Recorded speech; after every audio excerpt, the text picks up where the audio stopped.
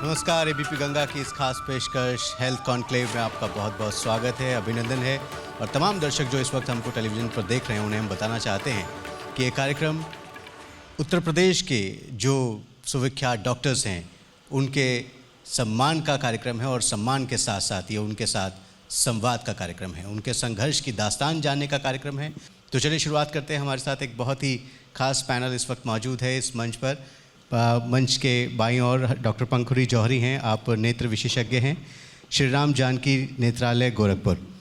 हमारे बीच में इस वक्त डॉक्टर नीरज गौड़ हैं, आप बाल रोग विशेषज्ञ हैं, city multi speciality hospital Padrauna Kushinagar. और मेरे बिल्कुल करीब बैठे हैं डॉक्टर नरेंद्र मल्होत्रा, आप एमडी हैं, ग्लोबल रेनबो हेल्थ केयर उजाला सिग्नेसिस रेनबो हॉस्पिटल्स आगरा से। डॉक्टर जौहरी, आपसे शुरुआत करना चाहूँगा। आपके बारे में जो हमें मालूम हुआ है उसमें आप काफ़ी जो पिछड़े वर्ग के लोग हैं, असहाय या कहीं मैं कहूँ कि अशक्त लोग हैं जो अपना इलाज अफोर्ड नहीं कर सकते, आप अपने हॉस्पिटल के ज़रिए नेत्र की जो चिकित्सा है उन्हें मुहैया करा रही हैं, उसकी एक मुहिम आपने छेड़ रखी है। कृपया उसके बारे में थोड़ा सा आप बताएं, वहाँ से शुरुआत करें। शुरू से ही मेरा एक विज़न रहा है, जब मैं पढ़ाई करती थी, कि कहीं ना कहीं जो हमारा ग्रामीण क्षेत्र है वो स्वास्थ्य सुविधाओं को पाने में असमर्थ रहता है।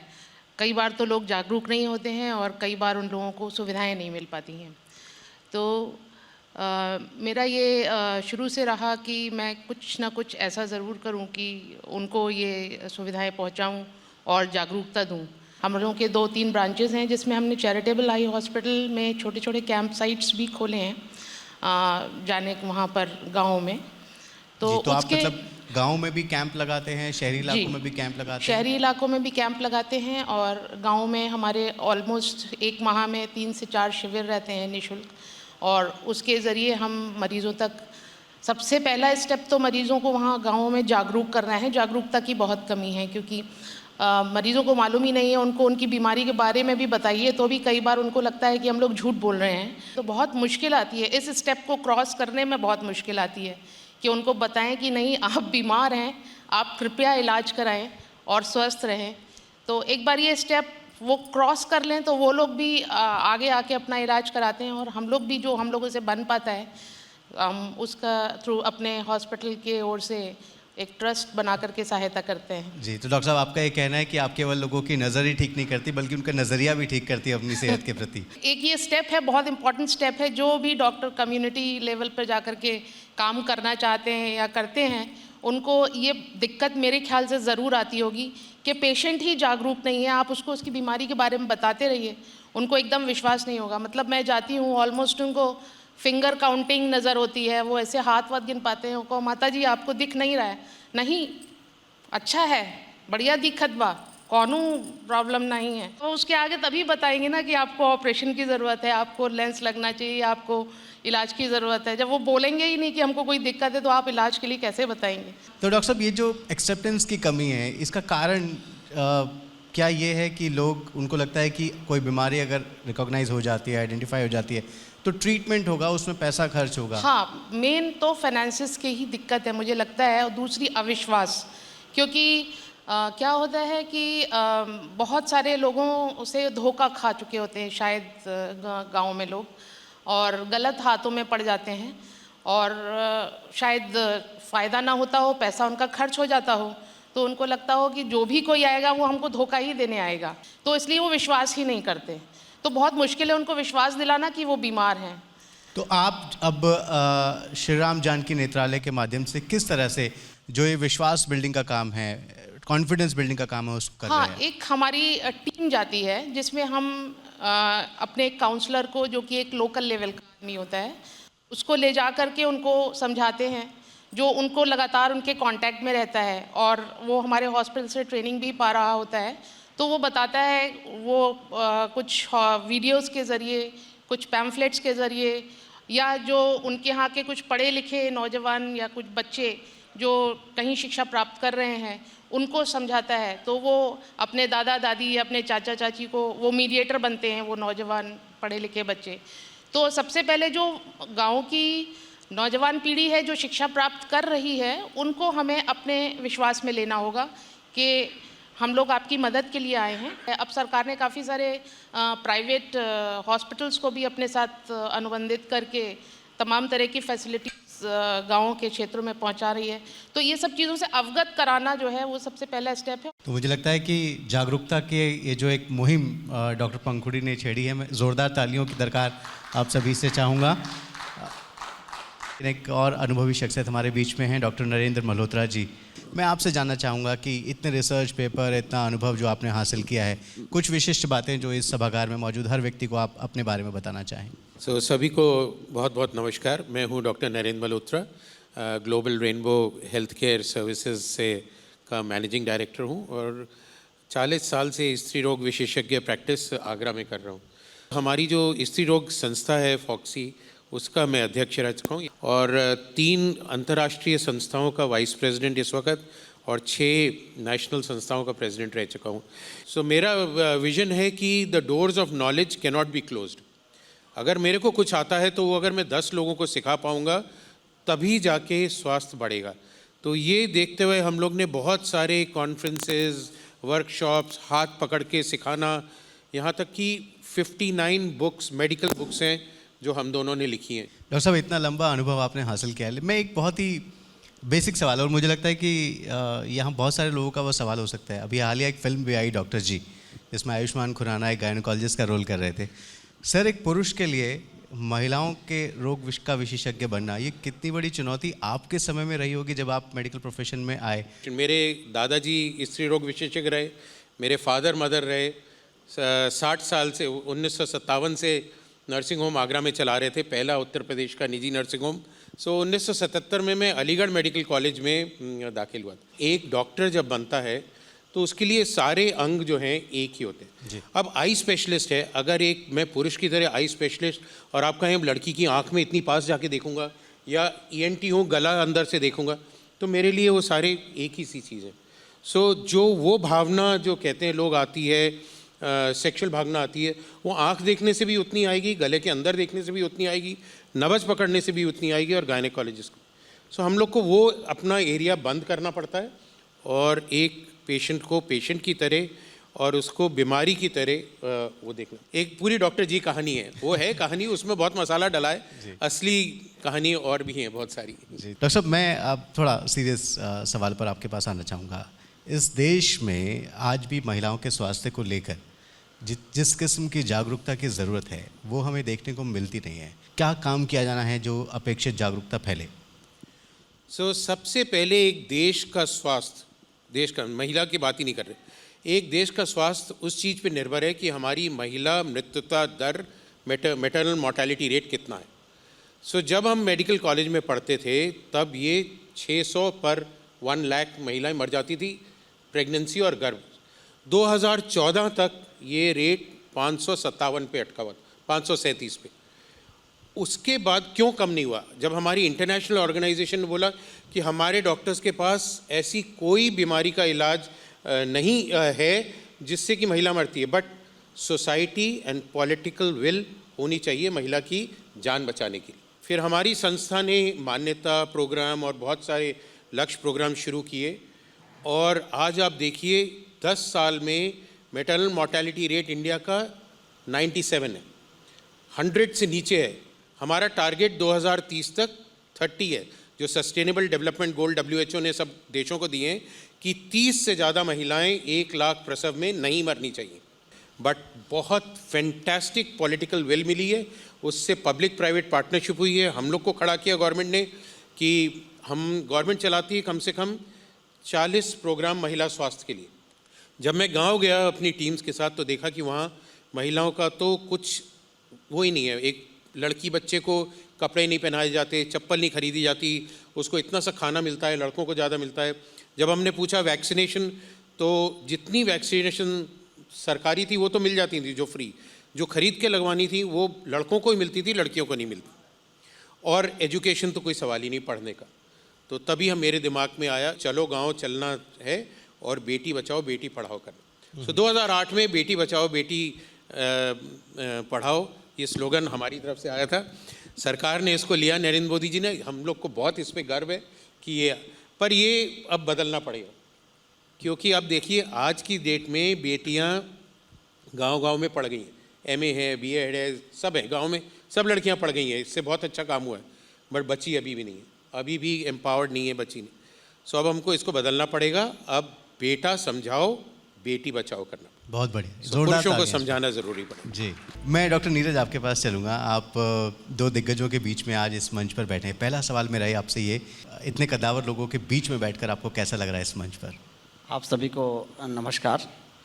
और पडरौना कुशीनगर ज़िला एक ऐसा ज़िला है कि वो देखा जाए तो पूर्वांचल के सबसे तराई क्षेत्र और पिछड़े क्षेत्र है। जी। उस क्षेत्र में मैं अपने पीडियाट्रिक प्रैक्टिस करता हूँ। मैं देखता हूँ कि वहाँ पे बच्चों के संबंधित जो बीमारियाँ गांव क्षेत्र से, जो भी तराई बेल्ट से जो लोग आते हैं हमारे पास दिखाने के लिए, काफ़ी दिक्कतें उनको लगता, मतलब सूखा रोग, एनीमिया की कमी, खून की कमी जैसे एनीमिया बोलते हैं, और भी बहुत सारे हाइजीन मेंटेन नहीं करने के कारण बहुत सारी ऐसी बीमारियां हैं जो उनको होता है। तो उस क्षेत्र में मुझे लगता है कि प्रैक्टिस करना काफ़ी टफ रहा मेरे लिए, लेकिन धीरे धीरे करके आगे बढ़ते रहे और आज के डेट में बहुत बढ़िया से वहाँ अच्छा वर्क करते हैं। बच्चों संबंधित तो सारी चीज़ें ये है कि महिलाएं जो हैं, बच्चों को कैसे देख रेख करना है, कैसे फीडिंग कराना है, क्या हाइजीन मेंटेन करना है बच्चे के देख रेख में, ये चीज़ें नहीं उनको पता चल पाता है। बहुत सारी बीमारियां इनको उत्पन्न होती हैं ऐसे। तो हमको सबसे पहले तो ये रहता है कि उनको बताएं कि फीडिंग कैसे कराना है। जी। जैसे बहुत सारे माँ अभी भी हम गांव क्षेत्र में देखते हैं कि बिस्तर पर लेट के फीडिंग कराती हैं, जो कि ये सही नहीं है। कभी कभी बच्चे फीडिंग करते दौरान कभी खांसी आए या सांस तेज होने की वजह से फेफड़े में भी चला जाता है, जैसे गंभीर बीमारियों का सामना करना पड़ता है, जैसे निमोनिया हो गया और भी सीने के इन्फेक्शन जैसे बहुत सारी बीमारियां उत्पन्न होती हैं। और बहुत सारी माँ तो ऐसे हैं जो बच्चे को अपने 2-2 साल तक फीडिंग कराती हैं, 2-1.5 साल तक, 2-2 साल तक दूध पिलवाती हैं, जो कि ये हमारे देखने से सही नहीं है। मुझे लगता है कि 6 महीने के बाद धीरे धीरे बच्चों को फूड पे लाना चाहिए, जैसे दाल का पानी या बहुत सारे जैसे लिक्विड पदार्थ में स्टार्टिंग करना चाहिए। 6 महीने के बाद धीरे धीरे करके 3 महीने का जो टाइम मिलता है, 9 महीने मैक्सिमम हम बोलते हैं माँ को कि फीडिंग आप कराइए, क्योंकि बच्चा 6 महीने के बाद ऑटोमेटिक दूध नहीं छोड़ सकता है। क्योंकि जो बच्चा 6 महीने दूध लगातार पिया है तो उसको हम 6 महीने के बाद डायरेक्ट उसको फूड पे नहीं ला सकते हैं। धीरे धीरे हम उस बच्चे को जो है आहार देने का प्रयास करते हैं। जैसे मैं स्टार्टिंग में बताता हूँ, दाल का पानी दीजिए, रोटी उसको पतला करके दीजिए, और भी धीरे धीरे पतला खिचड़ी बना के दीजिए। ऐसे के बहुत सारी चीज़ें हैं जो हमको वहाँ पे बताने की आवश्यकता होती है, और बहुत सारी धीरे धीरे चेंज अब हो रहा है। जी, लेकिन डॉक्टर साहब आपको अभी एबीपी गंगा के माध्यम से बहुत सारी कामकाजी माएँ भी देख रही होंगी, और उनके लिए ये समस्या होती है कि वो बहुत लंबे समय तक बच्चे को अपना स्तनपान नहीं करा सकती हैं। तो ऐसे में आप उन्हें क्या सलाह देंगे? स्टार्टिंग पीरियड में बहुत सारे ऐसी माँ हैं जिनको दूध नहीं हो पाता है, तो वो ये नहीं जान पाते हैं हमको कौन सा दूध देना है। तो गांव क्षेत्र के लोग गाय का दूध, भैंस का दूध, बहुत सारे पेशेंट तो हमारे पास ऐसे आते हैं, बच्चा पैदा हुआ और बकरी का दूध भी पिला देते हैं। तो बिल्कुल ये गलत है, जैसे स्टार्टिंग में नहीं करना चाहिए। देखिए, माँ का दूध तो सर्वोत्तम है, 6 महीना तक माँ का ही दूध देना चाहिए। यदि अगर दूध नहीं होता है तो ऐसे बहुत सारे फार्मूला मिल्क हैं जो डॉक्टरों के सलाह से फार्मूला मिल्क को हम जो है प्रिस्क्राइब कर सकते हैं, उनको बता सकते हैं। अगर हम दूध फार्मूला मिल्क बताते भी हैं तो मदर कभी कभी क्या करती हैं कि उसको निप्पल से पिलाना चालू कर देती हैं, जो कि ये लॉन्ग टाइम के लिए सही नहीं होता है। कभी भी इमरजेंसी पीरियड में, जैसे हम टेबलिंग के दौरान या किसी ऐसे जगह पे जा रहे हैं जहाँ पे स्पून फीड नहीं करा सकते हैं, वहाँ पर तो यूज़ कर सकते हैं। लेकिन मुझे लगता है कि रेगुलर यूज़ करना उनके लिए अच्छा नहीं होता है, तो जो बॉटल फीड भी अच्छा नहीं होता है। तो फार्मूला मिल्क जो होता है आप स्पून फीड से दे सकते हैं। बहुत छोटे बच्चों की बात हो रही है, नवजात बच्चों की। मैं आप दोनों से एक-एक करके सवाल पूछना चाहता हूँ। अभी प्रधानमंत्री मातृत्व सुरक्षा अभियान चल रहा है देश में, सुमन के नाम से जिसको हम जानते हैं। आप दोनों से मैं उस पर भी कमेंट चाहूँगा कि क्या ये प्रोग्राम सही दिशा में चल रहा है, और क्या आपकी तरफ से कोई सजेशन है जिससे सुधार हो सकता है इसमें? ये जो अभियान शुरू हुआ है, ये एक बहुत ही महत्वपूर्ण, आज ही हमारी यहाँ स्त्री रोग विशेषज्ञों की कॉन्फ्रेंस यूपी की समाप्त हुई है। तो आज हम लोग ने इस पे बहुत बड़ी चर्चा करी, रिस्पेक्टफुल मैटरनिटी केयर, और किस तरह से गवर्नमेंट की इतनी सारी जो प्रोग्राम्स हैं किस तरह से उनको और अच्छे से लागू किया जाए। सो प्रोग्राम बहुत अच्छे हैं, जो प्रॉब्लम आ रही है उनको ग्राउंड लेवल तक ले जाने की। तो आपको लगता है सर कुछ और इसमें सरकार कर सकती है, या आपका कोई कमेंट इस पर? लगातार जैसे सरकार भी अपनी कोशिशें कर रही हैं, और गांव क्षेत्र में सरकार जो है आशा बहुओं को भी लगा रखा है इन सब चीज़ों के अवेयरनेस के लिए, और काफ़ी अच्छा चीज़ें मुझे लग रहा है कि उनके द्वारा काफ़ी चीज़ें जो है सही साबित हो रहा है। और उनको सरकारी अस्पताल तक पहुंचाने का या प्राइवेट हॉस्पिटल्स में सलाह देने का। जैसे उनके अगर बहुत सारे वैक्सीनेशन हैं जो गवर्नमेंट्स में नहीं प्रोवाइड हो पाते हैं, तो प्राइवेट सेक्टर में भी बहुत सारे वैक्सीनेशन है। तो आशा बहुओं द्वारा ये बहुत सारी चीज़ें अच्छी जो है पहल है सरकार का, और बहुत अच्छा साबित हो रहा है। बहुत बढ़िया। डॉक्टर पंखुड़ी, मैं काफ़ी देर से आपके पास आने की जगह तलाश रहा था, वो जगह मुझे मिल गई। मैम, मैं ग्रामीण क्षेत्रों में विशेष करके, इनफैक्ट शहरों में भी, मधुमेह से जो आंखों की बीमारियां होती हैं, if I am not wrong तो डायबिटीज़ रेटिनोपैथी उनमें से एक है। मैम, उस बीमारी के बारे में, उसकी पहचान, उसके निदान के बारे में आप कुछ हमारे ABP गंगा के दर्शकों को बताएं। डायबिटीज़ तो बहुत कॉमन बीमारी हो गई है। ऑलमोस्ट हर 5th आदमी को डायबिटीज़ होती है, और इससे होने वाली आँखों की बीमारी जो है एक ऐसी बीमारी है जो हम लोग अगर समय से उसको डायग्नोज करें तो उसके कारण होने वाली अंधता को काफ़ी हद तक हम लोग रोक सकते हैं। क्योंकि अगर ये डायबिटिक रेटिनोपैथी एडवांस स्टेज में पहुंच जाती है तो काफ़ी लो विज़न में आदमी आ जाता है, लो विज़न के ग्रेड में, ऑलमोस्ट हैंडीकैप हो जाता है विजुअली।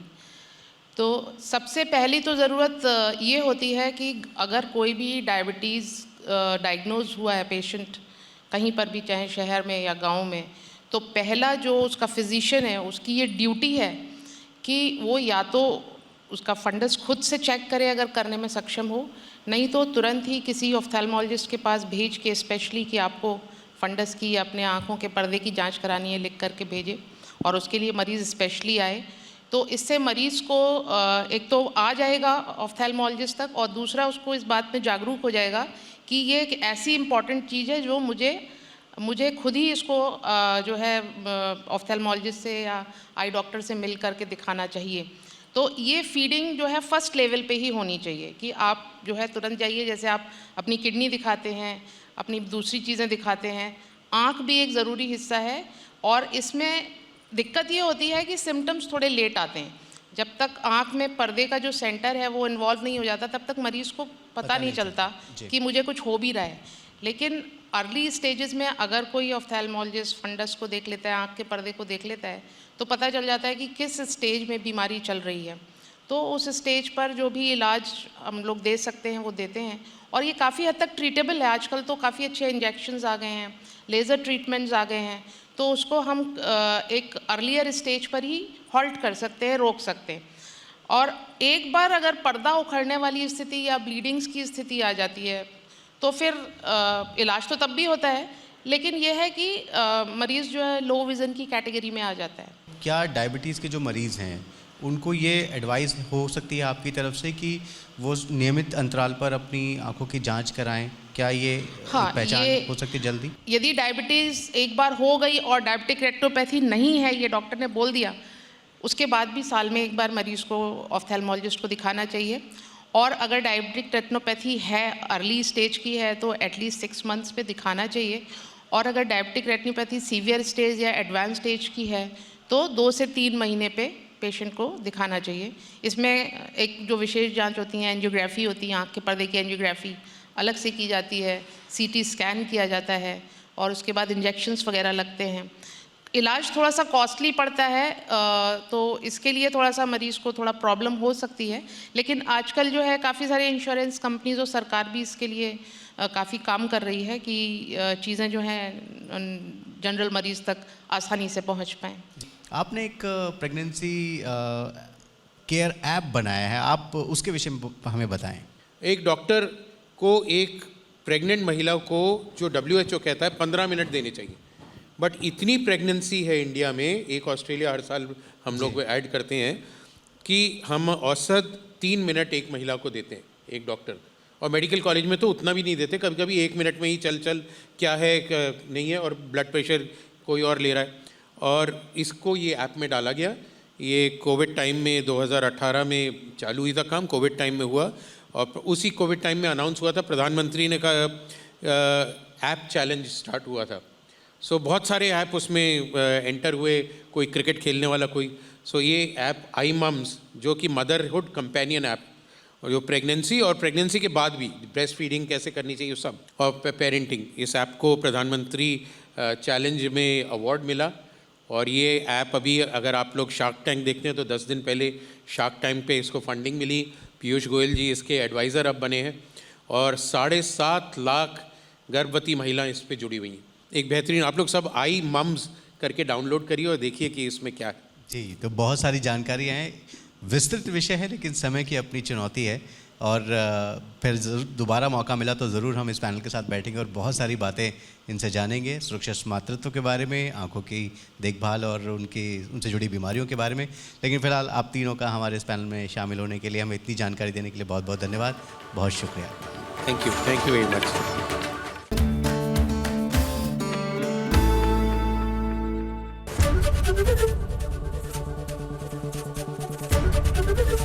एबीपी गंगा, खबर आपकी, जुबान आपकी।